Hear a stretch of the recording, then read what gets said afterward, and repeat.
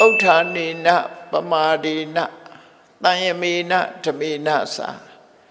Deepan Kayirata Merawi Yan Ogo Nabi Kirati Okalo Sore Kakeri Lamuda de Ayari Koyene Nalonema Lamu Madwa Lamu Madwa Naila on Kangane Long Laude Amien Shide Long Laude Kaima Mushide Mimi Yatibo John Yilwa The Kugo Panet is Ham Lesoe Otanina Josa Chin Lona Widian Disarme Iloga Luria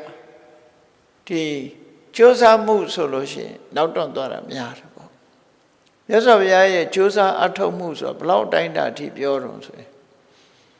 Cologene Panay the Ku Lankai Moya. The Gago Lona Widia Sons of the Josa Atoma Yame Solution. Eri Pandango Mayao Machin Kukanama Shide Ayuru Joru Adaru Suradi Ayiru Ajoru Ayuru Vejani Jamasi Adari Chaukabi Tidari Chaukabi Ayuyi Miada Janin Jamsi Lanzo Pandango Mayao Machin Lona Widia go Yatam Jenta Mashisia, Erelu Chuzara, Otana Kora. Erelu Chusa Lanzo Mayo King and David, say Piabi, Pilabiano, Shaw like Biano, Erelu, Shaw Pira, Mumlopene, Lama more Yode come. A swango Josa Atomu Shiame Erosena Gini, Siwa Shale, Swango. Josa Otana, Josa Atoa. Otana Josa Atolu Sureteme. Time wine tare, Chedia Badi. Otana Tamara Sureteme, yes of Yahotar. Siwa Shavi Surusino. Deka, Lungan Janjim Pushiame. Analada Suekoyame. Ubaya Wimanda Nibinya. Shiame Alangato Korean Lone Shiame Alanda Witato Siman Kangueta Mese Tilo Joba Mumio Solo the Bo Nema Yama Nilan Lemadi Sunny Lemadi Loton Lotan Lemashi Yan Lode Otana Dona Widia Solo Ram Hofu Adipiana Josa Atoame to Solo The Ato de Surenia Malave Totue Aloha, the Dine, Pinyane, Dinekua Chokain Tabi, Dinekuya, Lanyon Janet, Wam, however. Go Yene Nalore Mashire, a ye chinny, don't char. The deep Yenya Lanyon Jet die, Juba Ato de True Solo Rebo. Era Otanina, Tete Jajua, Juba Ato Champion, Tipan Gria. John the Coup Sa, Cheka Yati Nine, Aya the Coup, Dishoba. Go Yati Bo Yadre. Then they are them of a ship, then they are being neighbor, Ginona, ship. Josa Atomu never dissolved, shitable.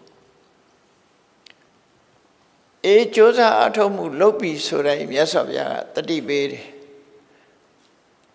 Up a Madina. Coloded Lungan Boma. Ion Susai Muha, take ye cheated.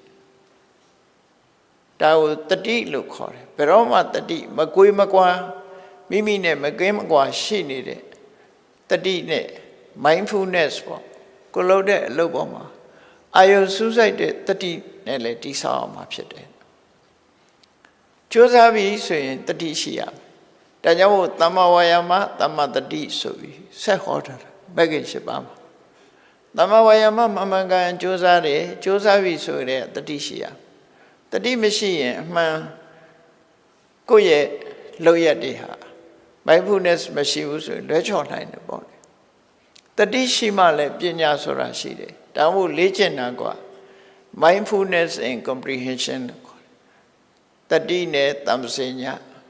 ဖြိုင်လို့လေ့လာမှာဖြစ်တယ်ထူထောင်ရမှာတရားထုတ်တယ်ဆိုတာတတိတမ္ပစညာထူထောင်တာပဲတမာရီထူထောင်တယ်ပညာတွတ်တက်အောင်လုပ်တယ်အခြေခံတတိတမ္ပစညာကိုလုပ်တဲ့ကိုယ့်ရဲ့အလုတ်ခွင်လှုပ်เสียအပေါ်မှာအမြဲတမ်းတတိရှိတယ်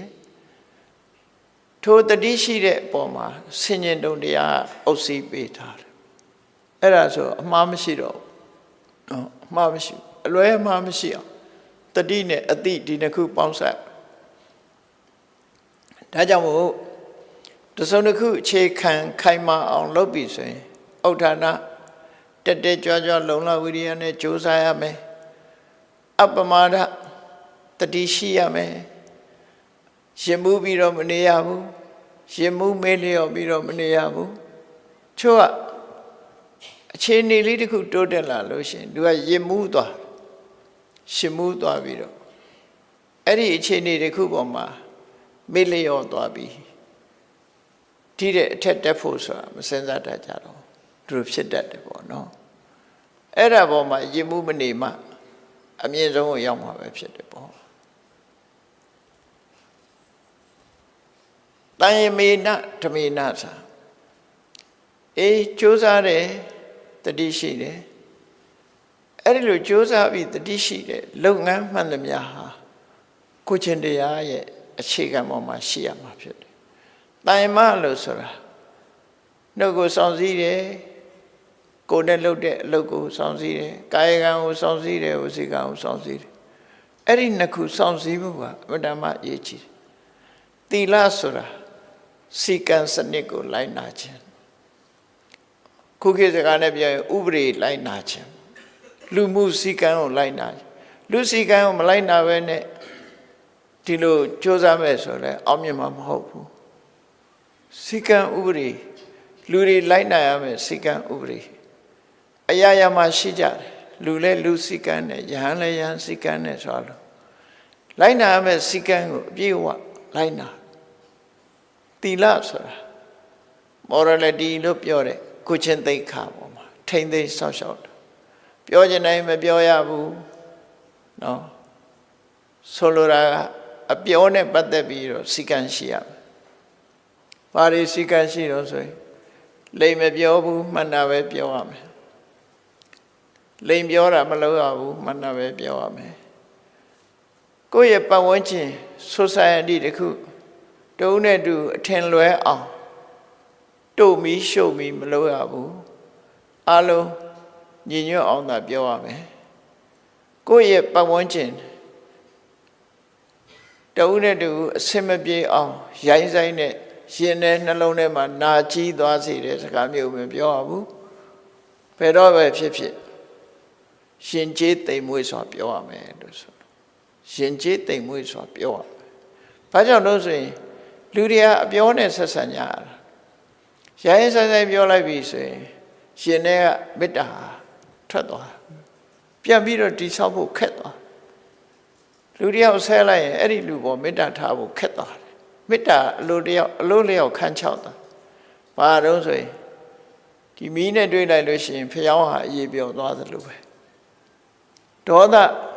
ရိုင်းဆိုင်ဆိုင်ပြောလိုက်တာနဲ့သူ့ပေါ်မှာရှိတဲ့မေတ္တာလက်ကြံလေးဟာကုန်သွားတတ်တယ်ပေါ့မေတ္တာလက်ကြံကုန်သွားရင်အပြန်အလှန်ရင်းနှီးမှုညီညွတ်မှုဆိုတာတွေကုန်ပြတ်သွားတယ်ဒါကြောင့်မို့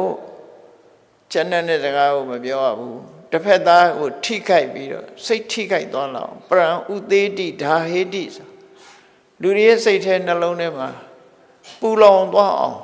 ရိုင်းဆိုင်တဲ့စကားမျိုးဆဲရတဲ့စကားမျိုးနဲ့မပြောရဘူးလို့သူဆိုခုခေတ်တော့ hate speech ခေါ်နော်အမုန်းစကားတွေမပြောရဘူးလို့ဆိုလို့နောက်တစ်ခုကတမ္ဖပလပဆိုတာဘာအကျိုးမှမရှိဘဲနဲ့လောကအတွက်ကောင်းကျိုးလည်းမဖြစ်ဘူးလက်တွေ့လည်းလုံးလို့မရတဲ့ဟာတွေအရေးမရအဖတ်မရအဆုံးမနဲ့ပတ်သက်တာလည်းမဟုတ်ဓမ္မနဲ့လည်းမပတ်သက်ဘူးအဆုံးမစကားနဲ့လည်းမပတ်သက်ဘူးအချိန်အခါနဲ့လည်းမစီဆိုင်ဘူးဆိုတဲ့ဓမ္မဝါဒီဝိနည်းဝါဒီဓမ္မဝါဒဝိနည်းဝါဒကာလဝါဒမဟုတ်ဘူး ရောက်တတ်ရလျှောက်ပြီးတော့အချိန်ဖြုံးတဲ့စကားမျိုးတွေလည်းမပြောရဘူးတဲ့နောက်ဆုံးကဒါကိုပဲဝစီကံလို့ခေါ်တာပဲလေအဲ့ဒါတွေပြောလို့ရှိရင်အပြစ်ရှိတယ်မပြောပဲရှောင်ရမယ်လို့ဆိုဒါ discipline ပဲနောက်ပြောမှုနဲ့ပတ်သက်ပြီးမြတ်စွာဘုရားစီကံထားတယ်တန်ယမဆိုတာအလွန်ကျပြန့်တယ်ထိမ့်သိမ်းရှောက်မှုကိုပြောတာစောင့်စည်းရစောင့်စည်းတယ်လိမ်ပြောခြင်းမှစောင့်စည်းတယ်လိမ်မပြောဘူးဒါစောင့်စည်းတယ်ဘယ်တော့မှခုံမတိုက်ဘူးဘယ်တော့မှရိုင်းပြိုင်နဲ့ရိုင်းဆိုင်တဲ့စကားမျိုးမပြောဘူးဘယ်တော့မှအကျိုးမဲ့စကားတွေကိုမပြောဘူးဆိုတာဒါစောင့်စည်းမှုပဲကိုယ်ဒီလျောက်လှုပ်တဲ့အလုပ်တွေမှာလည်းပဲသူများအသက်အန္တရာယ်ဖြစ်သွားတဲ့အလုပ်ကိုမလုပ်ရဘူးသူများပစ္စည်းပျောက်ပြက်သွားတဲ့သူတစ်ပါးပစ္စည်းကိုမတရားတဲ့နည်းနဲ့ရယူတဲ့အလုပ်မျိုးလည်းမလုပ်ရဘူးသူတစ်ပါးသားမယားဂုဏ်သိက္ခာစော်ကားပြီးသူတစ်ပါးမိသားစုအရှိန်စော်မဲ့ဖြစ်အောင်လည်းမလုပ်ရဘူးဒါဒုစရိုက်တွေကိုရှောင်ခိုင်းတာအဲ့ဒါအဲ့တိုင်းရှောင်လိုက်မယ်ဆိုရင်ဒါတန်ရမလို့ခေါ်တယ်ကိုကျင့်သီလရဟန်းတန်ဃာတွေကြတော့ဒီတဲ့ပိုများသွားတယ်ဥပုသ်ဆောင်တဲ့အခါကျဒီတဲ့ပိုများသွားပြန်နော်တန်ရမဆိုတာစောင့်စည်းရမယ့်ဟာတွေကအစစ်မြင့်လိုက်တဲ့အခါများသွားဘာပဲဖြစ်ဖြစ်အဲ့ဒီစိကံချက်အတိုင်းနေနိုင်တာကိုကျင့်သီလကိုကျင့်တရားဆိုတာလူသိက္ခာပဲလေhuman dignity လို့ခေါ်တယ်လူတွေရဲ့သိက္ခာဆိုတာကိုကျင့်သီလမှာရှိတယ်လူတွေရဲ့ခုံတွေဟာလည်းပဲကိုကျင့်သီလမှာပဲရှိတယ်ကိုကျင့်သီလပြတ်ထားတဲ့လူတွေရဲ့ခုံအရေးချင်းတွေဟာကုံယိုကျပြတ်စေသွားကုသိုလ်တရားတွေကောင်းတဲ့အခြေအနေတွေအလုံးအပြည့်စေသွားဒါကြောင့်မို့စာပေကျမ်းကမှာဆိုထားတဲ့စကားလေးကရှင်သစ်စီဟာတင်ကြီးရွှေခွဲမှသာတည်တယ်လို့ကောင်းကျိုးချမ်းသာပေးနိုင်တဲ့ကုသိုလ်တရားတွေဟာသီလမှာပဲတည်တယ်လို့ဆိုတယ်သီလမရှိဘူးဆိုလို့ရှိရင်ယိုကျပျက်စီးသွားမှာပဲကုသိုလ်တရားတွေကမရပ်တည်တော့ဘူးလို့ဆိုတယ်ဒါမို့ကိုလုပ်တဲ့ကုသိုလ်ကောင်းမှုတွေကိုယ့်ရင်ထဲနှလုံးထဲမှာတည်မြဲနေဖို့အတွက်ကတန်ယမလို့ဆိုရဲစောင့်စည်းတဲ့ကုသိုလ်ဒါမျိုးရှိရမယ်လို့သူတို့ဆိုလို့ရပေါ့နော်ကျင့်ဝတ် ethic လို့ခေါ်တယ်ကိုကျင့်တရားတွေအဲ့ဒါကိုယ်မှာခိုင်မာရှိရမယ်လို့သူတို့ပြောတာအဲ့ဒါနဲ့တိဆောက်ရမယ်ဒါရင်လားဆိုတော့နောက်တစ်ခုကဓမေနစာဓာတွေနဲ့မနဲ့ရေးတဲ့ဓမ္မဆိုတာဆုံးမမှုသွန်သင်ဆုံးမမှုဘယ်သူကိုဆုံးမရမှာလဲဆိုရင်ကိုယ့်ကိုဆုံးမရနော်ကိုယ့်ကိုဆုံးမတယ်ဆိုတာဘယ်နေရာမှာဆုံးမရမှာလဲဆိုရင်မျက်စိနဲ့မြင်ပြီးတဲ့အမြင်အာယုံပေါ်မှာဒေါသမထွက်ဖို့လောဘမဖြစ်ဖို့ဆုံးမရမယ်သူတို့ဆိုလို့ဥပမာကားမောင်းရင်တောင်မှပဲနော်ကိုလိုကလန်လှုပ်သွားတာမျက်စိထဲမှာမြင်လိုက်တယ်ကိုရှိရကိုကလန်ဆိုဒေါသထွက်တယ်ဆိုအဲဆုံးမရမှာကိုအမြင်ပေါ်မှာဒေါသမဖြစ်စေနဲ့အမြင်ပေါ်မှာလောဘမဖြစ်စေနဲ့ထို့တူပဲအမြင်ပေါ်ဆိုတာမျက်စိနဲ့မြင်ရတဲ့အာယုန်နဲ့ပတ်သက်ပြီးလူတွေကလောဘဖြစ်တယ်ဒေါသဖြစ်တယ်ဆိုမမြင်မဲနဲ့ဖြစ်ပါမလားဖြစ်ဘူးနော်မမြင်ဘူးတဲ့ပစ္စည်းလိုချင်လားမလိုချင်ဘူးမြင်ဘူးထားမှလိုချင်တာနော်အဲ့တော့ကဲမမြင်တဲ့ဟာမှာလောဘဒေါသမဖြစ်အောင်ကိုယ့်ကိုထိန်းချောင်းဆုံးမတယ်လို့ကြားတဲ့အတန်ပေါ်မှာလည်းပဲထိန်းချောင်းဆုံးမနိုင်ရမယ်ကိုယ်စိတ်ကိုထိန်းချောင်းဆုံးအောင်ကြားတဲ့အာယုံနောက်လည်းလိုက်မသွားစေနဲ့နော်လိုက်မသွားစေနဲ့တတိနဲ့ထိရမယ်ပညာနဲ့ဆုံးမရမယ်ကြားတဲ့အာယုံနဲ့ပတ်သက်ပြီးတော့လေလူတွေဟာကွဲကြတယ်ပြဲကြတယ်တယောက်နဲ့တယောက်မတည့်ကြဘူးဆိုဖြစ်တယ်လေဘယ်သူကဘယ်လိုပြောတာလဲဆိုကြားလိုက်လို့ရှင်အဲ့ဒါတွေဖြစ်လာပြဿနာတွေတက်လာအဲ့ဒီအကြားပေါ်မှာလည်းပဲလောဘဒေါသမဖြစ်အောင်ထိမ့်သိမ်းဆောက်ရှောက်တဲ့ကိုယ့်ကိုထိမ့်ချုပ်နိုင်စွမ်းရှိရမယ်အနတ်ပေါ်မှာဒါလည်းထိမ့်ချုပ်ဆောက်ရှောက်နိုင်ရမယ်အယတာပေါ်မှာဒါကတော့တော်တော်ကိုအရေးကြီးတယ်အယတာပေါ်မှာထိမ့်သိမ်းဆောက်ရှောက်မှုဆိုတာအလွန်အားနည်းတဲ့လောကမှာ ဒါမို့ရတ္တတဏှာဟာရူပတဏှာတတ္တတဏှာခန္ဓာတဏှာဖုတ္တဗတဏှာတို့တဲ့ပို့ဆိုးတာရတ္တတဏှာရတ္တတဏှာဟာလူအပျက်စီးဆုံးရှုံးသွားစေတတ်တယ်ရတ္တတဏှာပြင်းထန်လာလို့ရှိရင်မတည့်ဘူးဆိုရင်တောင်မှပဲဝါဝါစာသေမယ်ဆိုတဲ့လူတွေဖြစ်လာနော်ကြိုက်တာမစားရရင်သေတာမှကောင်းဤဆိုပြီးတော့စားတာပဲလေအဲ့တော့ရတ္တတဏှာကိုဆုံးမနိုင်ခဲ့တယ်လို့သူတို့ပြောတာနော်ဆုံးမနိုင်ခဲ့တယ်ရတ္တတဏှာကြောင့်ပျက်စီးတာတွေလောကမှာအများကြီးပဲရှိတယ်လူသားတွေမဟုတ်တတ္တဝါတွေလည်းပဲရတ္တတဏှာကြောင့်ပျက်စီးကြရတယ်လောကလူတွေလည်းဒီကနေ့ခေတ်မှာကြည့်မယ်ဆိုရင်ယောဂဝေဒနာတွေဖြစ်တာပဲလာတော့လို့ပြောရင်တချို့ယောဂမွေးရပါဖြစ်တော့တယ်တချို့ယောဂတွေကအစာလာတာတယ်ဒါအလုံးနဲ့သိနေကြတာမတည့်တာစားရင်ယောဂဖြစ်တာသိချတယ်အဲ့ဒီအစာပေါ်မှာမရှောင်နိုင်ပဲစားသည့်အတွက်ကြောင့်နောက်ဗရိတ်မအုပ်နိုင်တာလည်းပါတယ်ကြိုက်ပြီဆိုရင်တစ်ခုပြီးဘိုက်ကားတဲ့အပြင်မှာဤသွားအောင်စားပြစ်အဲ့ဒါကြတော့ဟိုနာဖုထွက်ဒီနာဖုထွက်ပြီးတော့မှဝိတ်ချတယ်ဆိုလောက်ကြပြန်အဲ့ဒါအပူစားလို့ဖြစ်တာနော်ဟိုနာအစီတွေထွက်ဒီနာအစီတွေအဲ့ဒါခန္ဓာကိုယ်ထဲမှာအသုံးမဝင်တာတွေကထွက်လာတာအပြင်အဲ့ဒါတွေကဒုက္ခပေးတာတဲ့စီတွေစုလာစီရီစုတာကိုအနှစ်စုတယ်လို့ပြန်မအောင်မေးနဲ့ရောင်းစားလို့လည်းရတာမဟုတ်ဘူးအဲ့တော့မစင်မကျင်စားခြင်းကြောင့်သွားရလာရထိုင်ရထားရဒုက္ခရောက်ကြကောသလမင်းကြီးဆိုအလုံးကိုစားတာဒါမို့သူ့နာမည်ကပတိနတိဆိုတာပဆိုတာရန်သူသေနာကစစ်တပ်ဓိကဇိကလာတာရန်သူစစ်တပ်ကိုအနိုင်တိုက်နိုင်တယ်ဆိုတဲ့နမိတ်ကောင်းတဲ့နာမည်မှဲ့ထားတော့လည်းပဲအစားကြီးတဲ့အခါကျတော့ဟိုဘက်ဒီဘက်ဘေးကနေသူထမင်းစားတဲ့အခါရံပေးထားရလို့ပတိနတိဖြစ်လာတယ်ပြောင်းခေါ်တဲ့အထိပ္ပယ်ရောက်သွားတယ်နောက်ပိုင်းကျတော့နော်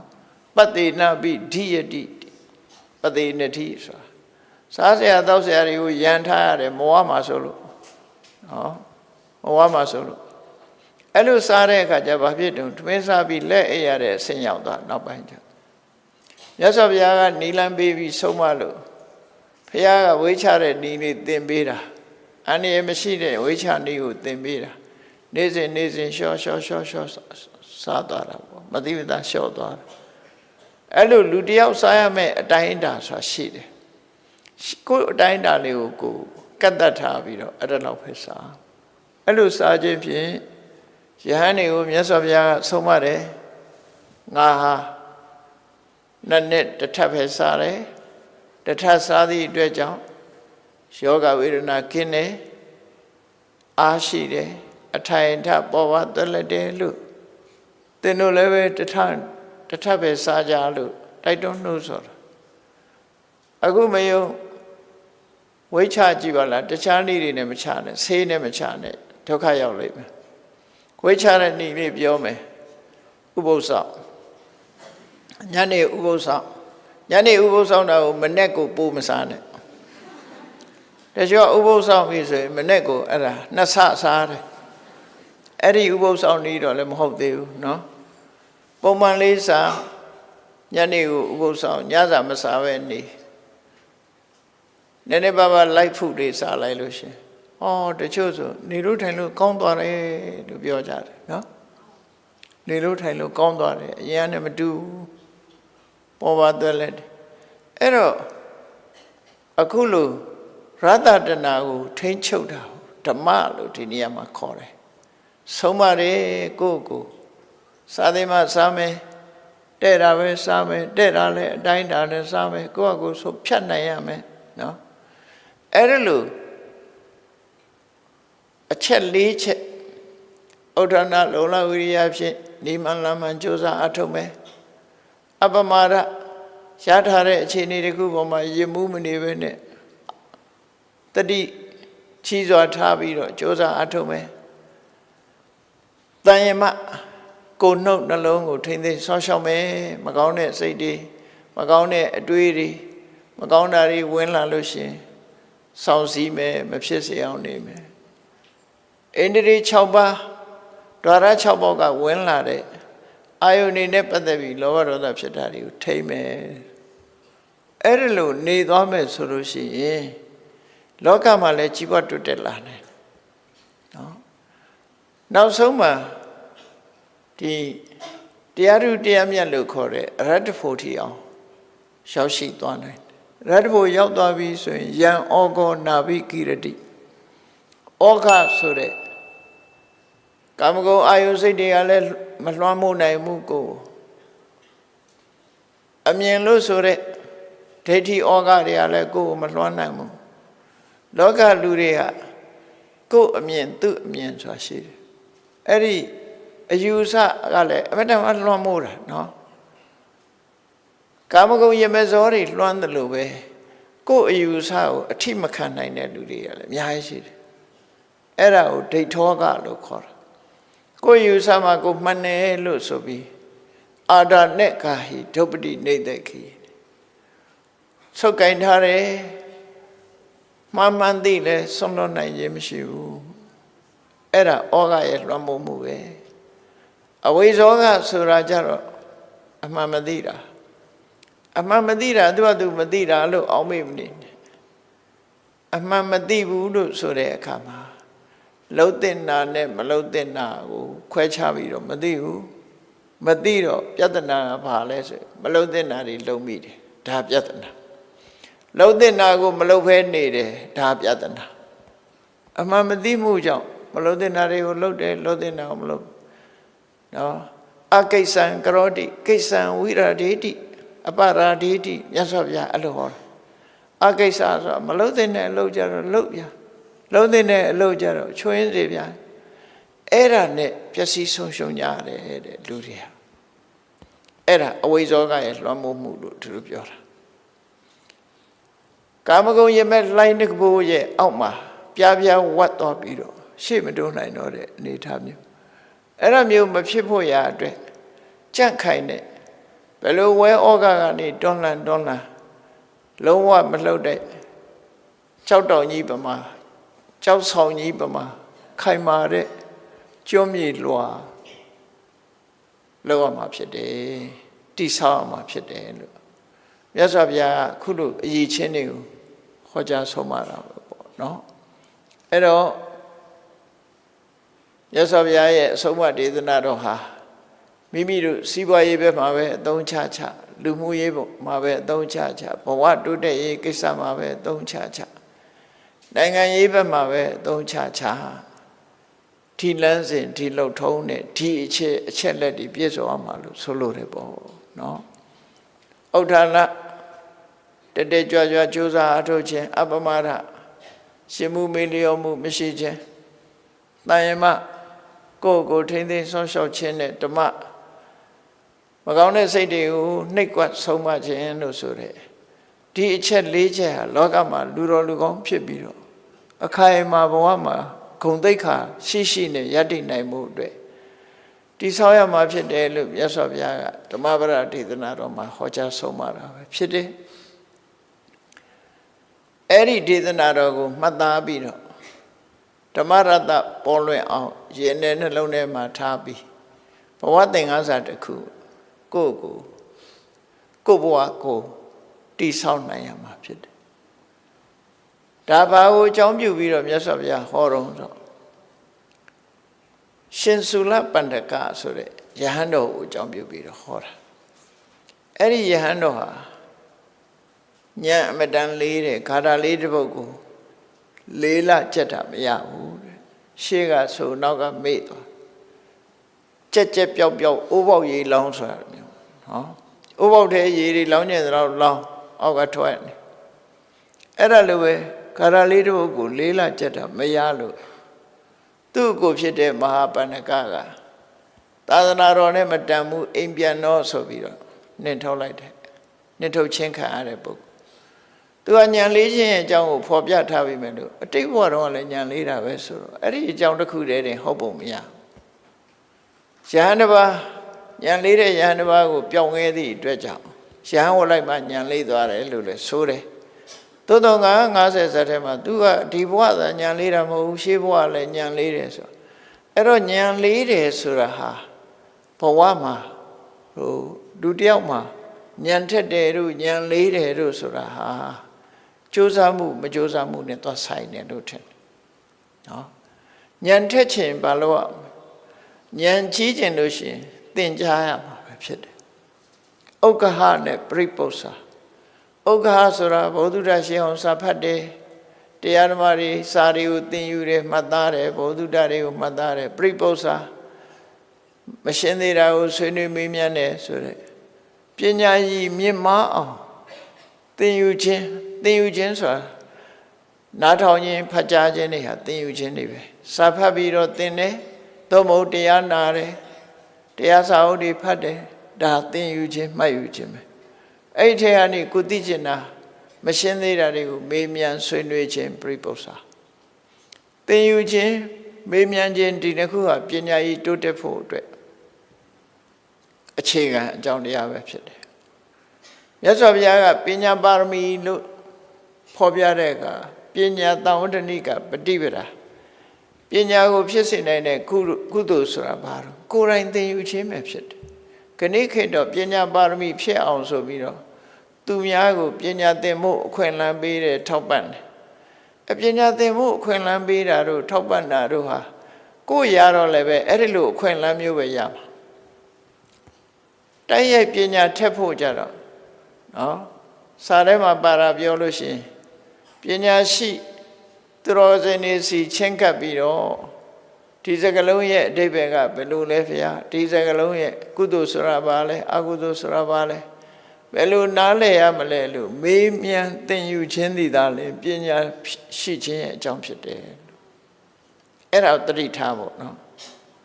ကိုယ်တိုင်ဒီဘဝမှာပညာသင်ရမှာပြင်းပြီးတော့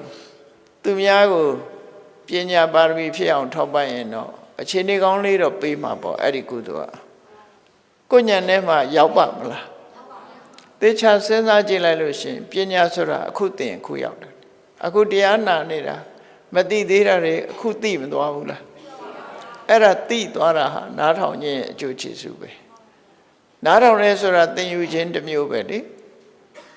ဒါမို့မြတ်စွာဘုရားကအာလဝကသုတ်တံမှာဟောတာကြည့်သုတ်တုတာလက်ပတိပညာနားထောင်ခြင်းနဲ့ဆန္ဒအကြောင်းနဲ့နားထောင်ခြင်းနဲ့ဆန္ဒဆိုတဲ့အကြောင်းတရားဟာပညာကိုရခြင်းအကြောင်းပဲဖြစ်တယ်ရှင်းရှင်းလေးဟောတာမင်းပညာရခြင်းဘာလို့နော်ဆန္ဒရှိရသိခြင်းနဲ့ဆန္ဒဒီလိုဆိုလို့သိခြင်းနဲ့ဆန္ဒသင်ယူခြင်းနဲ့ဆန္ဒနားထောင်ခြင်းနဲ့ဆန္ဒအဲ့ဒါလို့ပညာဆိုတာနားထောင်မှပညာဆိုတာဖြစ်တယ်ဒါမှမဟုတ်နားထောင်ခြင်းကြောင့်ရလာတဲ့ပညာကိုသုတမယပညာလို့ခေါ်တယ်အဲ့ဒီမှာတိုးတက်ပွားများလာအောင်လေ့ကျင့်တာကြတော့ဘာဝနာမယလို့ခေါ်တယ်တရားဓုတရားမြတ်နဲ့ပတ်သက်လာလို့ရှိရင်ကတော့ဥပမာပဲဝိပဿနာတရားအထုတ်ပြီးမေဖို့နိဗ္ဗာန်ရတယ်ဆိုတဲ့နေရာမျိုးမှာတော့စိတ်ဓာတ်မယတမန်ပုဂ္ဂိုလ်တွေမှာမရှိဘူးတမန်အဖြစ်လူတွေကထင်နေကြတာကိုယ့်ကိုတွေးပြီးသိတာစိတ်ဓာတ်မယလို့ထင်တယ်မဟုတ်ဘူးသင်ပြီးမှတွေးတာစိတ်ဓာတ်မယမဟုတ်ဘူးမသင်မဲမကြဘူးပဲတွေးမှစိတ်ဓာတ်မယနော်အခုကမြတ်စွာဘုရားဟောထားတဲ့တရားတွေကိုသင်ယူပြီးတော့မှကိုယ့်ကိုစဉ်းစားတာဘာစဉ်းစားကိုယ့်ဟာနော်စိတ်ဓာတ်မယပညာမဟုတ်ဘူးသုတ္တမယလို့ပဲခေါ်ရမှာရှင်သာရိပုတ္တရာမထေရတောင်သုတ္တမယနဲ့ပညာမယနှစ်ခုပဲရှိပိစိကဗုဒ္ဓနဲ့ဖျားပဲစိတ်ဓာတ်မယပညာဒါအစင်းမြင့်လောကုတ္တရာတရားနဲ့ပတ်သက်တာကိုပြောတာစာပေကျမ်းကမှာအဲ့လိုခွဲတယ်ပရတောသုတ်တော်ဝါပရတောအသုတ်တော်ဝါသူများထံမှာကြားနာပြီးသိတဲ့အသည့်ကသုတ္တမယသူတော်ဘာထံကမကြားနာပဲကိုယ်တိုင်အတွေးနဲ့သိတာမှစိတ်ဓာတ်မယဒီလိုဆိုထားတယ်နော်အဲ့ဒီနေရာမှာအငင်းပွားနေကြသေးတယ်စာသေးချဖတ်ရင်တော့ငင်းကြမရှိပါဘူးအေးလောကီကိစ္စမှာတော့စိတ်ဓာတ်မယရှိကောင်းရှိနေလောကီကိစ္စဆိုတာနော်ထမင်းချက်တဲ့အခါမှာထမင်းလေးကိုရွာလေးဖြစ်နေအောင်ဘယ်လိုလုပ်ချက်ကြ ထမင်းချက်တဲ့အခါမှာထမင်းတွေကပြောစီကြီးဖြစ်သွားတာလည်းရှိတယ်နော်အေးပြောစီမဟုတ်ရေကန်းချက်လို့ရှိရင်လည်းပဲထမင်းတွေကအပူနဲ့အေးနဲ့တွေ့တဲ့အခါချွေးဆိုတာရှိတယ်အဲ့ဒီလိုမဖြစ်ဘဲနဲ့ထမင်းစီလေးတွေသူကသူတစည်းစီတစူးစီဖြစ်အောင်ကြတော့ဘာလို့တလဲလို့ဆိုရင်ထမင်းချက်ပြီးရင်အပေါ်ကနေပြီးတော့ရေစုပ်တဲ့အဝတ်တန်တန်လေးတခုအုပ်လိုက်လို့ရှိရင်ထမင်းလေးတွေကစပယ်ဘူးလေးတွေလိုဖြစ်သွားတယ်စမ်းကြည့်ပေါ့နော်စပယ်ဘူးလေးတွေလိုပဲတခုနဲ့တခုမကတ်တော့ဘူးနော်အဲ့ဒီဘာလို့ရွှေဘူပေါ်ဆမ်းမွေးတို့အာစမာဒီတို့ဆိုတဲ့ဆန်တွေကိုချက်တဲ့ခါကျတော့အဲ့ချွေးကိုပြောင်းတော့အောက်ကအဝတ်ခံပြီးတော့အဲ့ချွေးစုပ်နိုင်တဲ့အဝတ်ကိုခံပြီးအဲ့ထဲမှာထည့်လိုက်လို့ရှိရင်ထည့်ပြီးအုပ်ထားလို့ရှိရင်အဲ့ဒီထမင်းစီလေးတွေဟာကော့ပြီးတော့စပယ်ဘူးလေးတွေတစ်ခုနဲ့တစ်ခုမြက်လေးပန်းဘူးလေးတွေတစ်ခုနဲ့တစ်ခုမထီးကပ်ပြီးတော့တွဲမသွားသလိုပဲဆန်းစီလေးတွေကလည်းစပါးဆုံးလုံးထမင်းလုံးစီလေးတွေကလည်းတစ်ခုနဲ့တစ်ခုကပ်မသွားဘူးတဲ့စမ်းကြည့်ပေါ့အဲ့ဒါစမ်းကြည့်လို့လက်တွေ့သိလာတဲ့အခါကျတော့ဟုတ်တယ်မဟုတ်ဘူးဆုံးဖြတ်ပေါ့အဲ့ဒီမှာသုတမယစိန္ဒမယဘာဝနာမယလို့ဆိုတာရှိတယ်နော်အဲ့ဒါလို့ပညာရဖို့ရအတွက်ကမြတ်စွာဘုရားဟောကြားတဲ့ဤစနစ်အတိုင်းတတိနဲ့ပညာတိုးတက်လာအောင်ကြိုးစားအထောက်လို့ရှင်တယ်ဘာဝနာမယဖြစ်လာပဲပေါ့အဲ့တော့ရှင်သုလဗံဆိုတဲ့ကိုတော်ဟာအတော်ကိုဉာဏ်လေးတာသို့တော့မြတ်စွာဘုရားနီးပေးလိုက်တာဉာဏ်ပွင့်သွားတယ်ဟာနီးပေးလိုက်တာတော့ဆိုအလုံးကြဘူးနေကြတာမြတ်စွာဘုရားက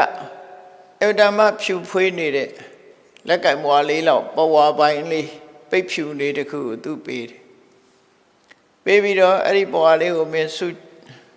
စိုက်ပြီးတော့ကြည်စိတ်ဟိုဒီမရောက်အောင်စူးစိုက်ကြည့်အဲ့ပဝါလေးရဲ့နာမည်ကရဇောဟရဏရဇောဟရဏဆိုပဝါဆိုတော့ချွေးတုပ်ပဝါပဲလေ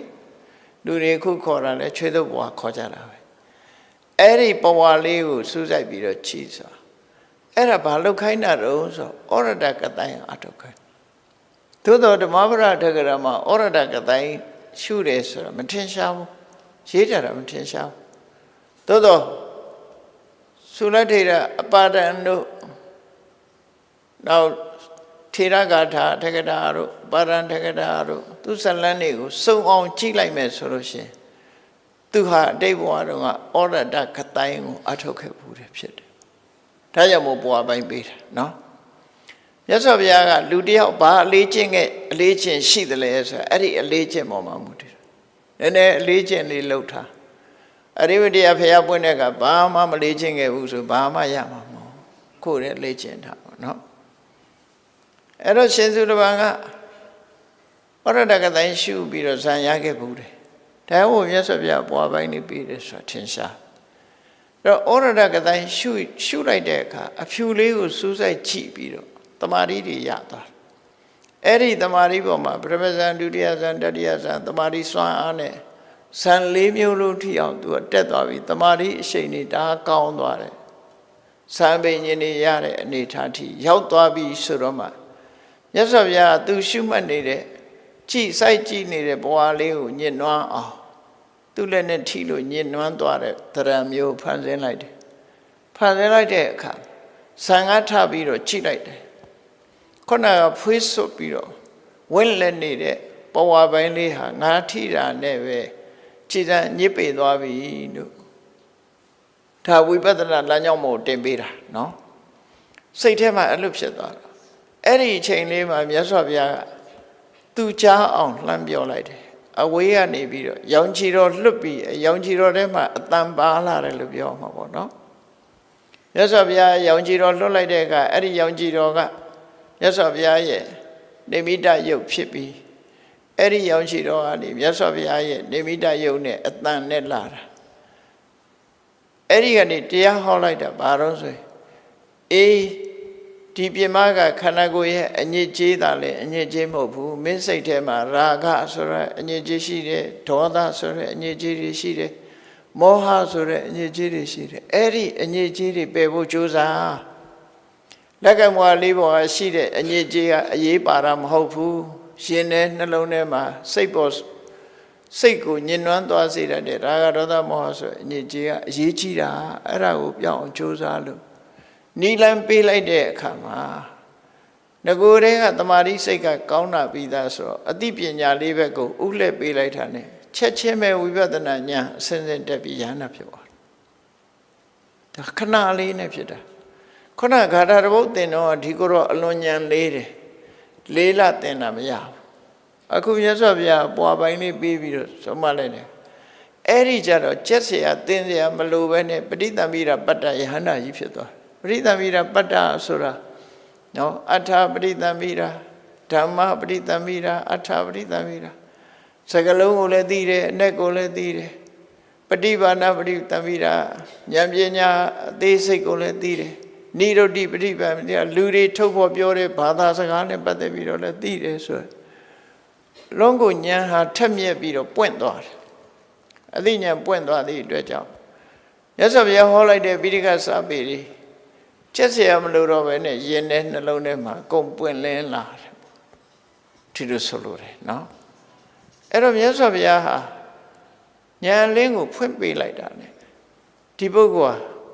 ထူးခြားတဲ့အခြေအနေတစ်ခုရသွားတာအေးဒီလိုအခြေအနေတစ်ခုရသွားတာဟာဘာကြောင့်လဲလို့ဆိုတဲ့အခါသူလှုပ်တဲ့အလုပ်ကိုမြတ်စွာဘုရားဖော်ပြတဲ့အခါမှာဥဋ္ဌာဏချွတ်ပန်းအထုတ်ခြင်းဒါပါတယ်အပမာဒရှင်မှုမေးလျော့မနေပဲနဲ့တတိတရားတတိစူးစိုက်တဲ့တတိရှိခြင်းတန်ရမကိုယ်နဲ့စိတ်ကိုစိတ်နှလုံးကိုထိမ့်သိမ်းဆောင်စည်းခြင်းဓမ္မအိန္ဒြေမှာဖြစ်ပေါ်လာတဲ့အာယုန်ဒီပေါ်မှာလောဘဒေါသမဖြစ်အောင်ကိုယ်ကိုဆုံးမထိတ်ကွက်ခြင်းဆိုတဲ့ဒီတရား၄မျိုးချောင်းသာလင်သူဟာအရတ္တဖို့လို့ခေါ်တဲ့တန်တရားထဲမှာဝဲဩဃတွေကလာရောက်ပြီးလွှမ်းမိုးနိုင်ခြင်းမရှိတဲ့ခိုင်မာတဲ့ရတ္တဖို့ဒီဟုသောကျွမ်းမြေလွာကြီးတစ်ခုကိုတည်ဆောက်နိုင်တာဖြစ်တယ်ဒီလိုပြောတာဒီလိုဟောတာနော်အဲ့တော့ဒီနေရာမှာမြတ်စွာဘုရားသူအတိတ်ဇလံကိုဖော်ပြီးတော့မေးရှိသေးတယ်တော့ဇလံဆိုတာတော့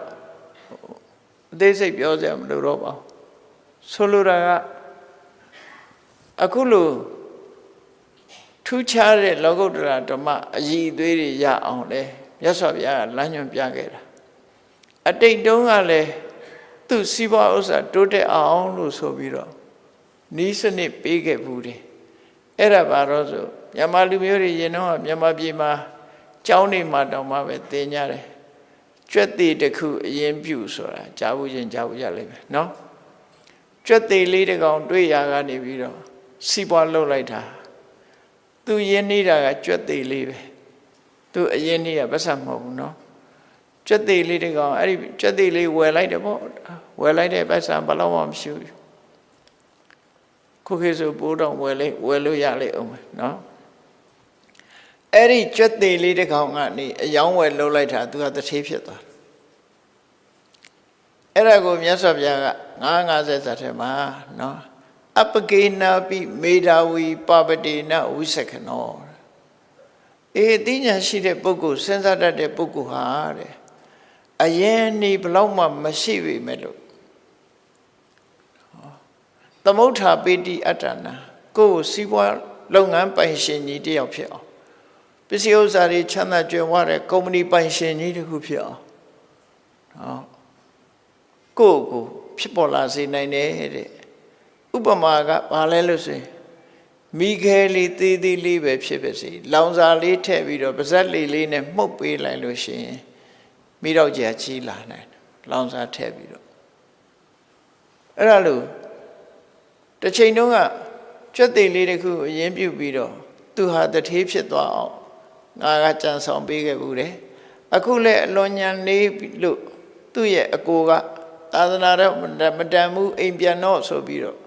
နှင်ထုတ်လိုက်တဲ့အခါမြတ်စွာဘုရားကသူ့ကောင်းလေးပို့ပြီးတော့လက်မောင်းဆွဲပြီးကြောင်းခေါ်သွားတယ်ခေါ်သွားပြီးတော့ခုနဘဝပိုင်းလေးပေးလိုက်တာဒါနဲ့အလုံးလုံးဆိုခိုင်းထားလိုက်အဲ့ဒီကနေပြီးတော့ဘဝပိုင်းလေးကိုအရင်ပြုတ်ပြီးတော့တရားအထုတ်လိုက်တာရဟနာဖြစ်သွားတယ်ဘယ်ဟာပဲဖြစ်ဖြစ်အရင်နည်းတစ်ခုကတော့ရှိတယ်နော်အရင်နည်းလေးတစ်ခုရှိပြီးတော့လောက်ရမယ့်အလုပ်တွေကတော့ဥဋ္ဌာဏလုံလဝိရိယရှိခြင်းကြိုးစားခြင်းအပမရတတိရှိခြင်းတန်ယမကိုထိမ့်သိမ်းဆောင်ရှောက်မှုရှိခြင်းကိုခြင်းတရားကောင်းမွန်ခြင်းဓမ္မဝင်လာတဲ့အာယုန်တွေပေါ်မှာကိုအာယုန်ရဲ့လွှမ်းမိုးမှုကိုမခံရဘဲနဲ့ကိုလိုချင်တဲ့အတိုင်းကိုဆုံးမနှိပ်ကွက်ပြီးကိုဖြစ်စေခြင်းတဲ့အတိုင်းဖြစ်အောင်ကြိုးလှုပ်ခြင်းလို့ဆိုတယ်ဒီအရေးချင်း၄မျိုးဟာကိုထိန်းချုပ်ပြီးတော့သွားမယ်ဆိုရင်ဒီပုဂ္ဂိုလ်ဟာအမြင့်ဆုံးအဆင့်ကိုရောက်နိုင်ပါတယ်လို့ဒီလိုဟောပြောတာပဲဖြစ်တယ်ပေါ့အဲ့ဒါကြောင့်မို့မြတ်စွာဘုရားရဲ့တရားတော်တွေဟာစီးပွားရေးပဲအသုံးချလည်းဖြစ်တယ်ပညာရေးပဲအသုံးချလည်းဖြစ်တယ်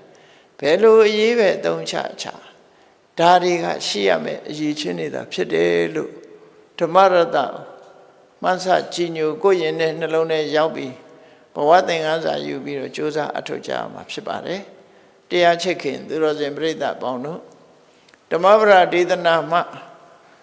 ဓမ္မရတ္တနှင့်ဘဝသင်္ကန်းစာများကိုအခုလိုနိုင်ယူမှတ်သားရယူထားကြပြီးမိမိတို့ရဲ့နေ့စဉ်ဘဝမှာ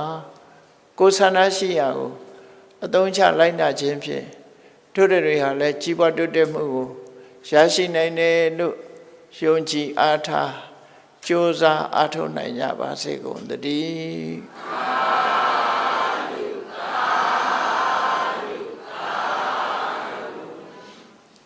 မေတ္တာပို့ရမယ်တတဝါများစွာဖေးရန်กว่าချမ်းသာကြပါစေတတဝါများစွာဖေးရန်กว่าချမ်းသာကြပါစေမေတ္တာရေချမ်းသွန်ငါဖြံငြိမ်းချမ်းကြပါစေမေတ္တာရေချမ်းသွန်ငါဖြံငြိမ်းချမ်းကြပါစေသက်ရှိချမ်းသာစိတ်ချမ်းသာလူရဆန္ဒပြေပါစေသက်ရှိချမ်းသာစိတ်ချမ်းသာလူရဆန္ဒပြေပါစေဖုံးလန္တာဒုက္ခပင်ကစားမေတ္တာပုံနေတုသင်္ကမမနောတရတိတဗ္ဗေတံဘဝယန္တုဒုက္ခနကမေတ္တာပုံနေတုသင်္ကမစုပေါင်းပုအမေတ္တာတဟုရောင်မြူပါဝင်ငွေလာမင်းနှင့်ရောင်ခြင်းရှဲယုံပေါင်းဆောင်ရခြင်းကြောင့်သဗ္ဗေတံကျွေးမဲ့ဥတ္တုံလုံးစုံများစွာတတ္တဝါတို့၏မနောတရတိမြင်မြတ်ဖြူစင်အေးကြည်လင်းသည့်ရေစင်ပြည့်တင်းစိတ်နှလုံးတည်ဟုသောရေအိုင်ကြီးအတွင်၌ဒုက္ခပင်ကစားစင်ထောရအေးမြကြည်သာတာယာပွင့်လန်းချမ်းသာဒုက္ခတည်ဟုသောကုမုဒ္ဒရာကြာပန်တို့သည်ဖုံးလန္တာဝန္တာရွှေမြူဝမုံလူလျက်ကြည်နူးပွဲကြုံဖူးပွဲညကုန်သည်ဖြစ်၍